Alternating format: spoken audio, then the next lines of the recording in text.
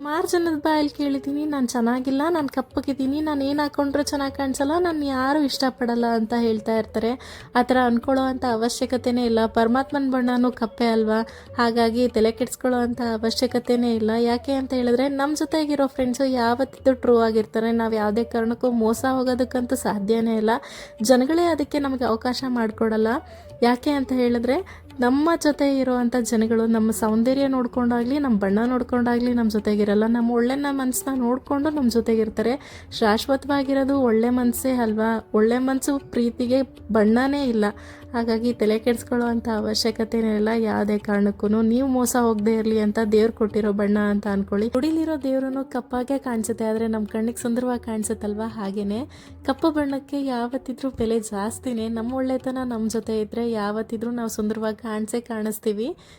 ಸಂಜೆ ಸ್ವಲ್ಪ ಸ್ನ್ಯಾಕ್ಸ್ ಮಾಡೋಣ ಅಂತ ಹೇಳ್ಬಿಟ್ಟು ಬ್ರೆಡ್ ಟೋಸ್ಟ್ ಜೊತೆ ಟೀನ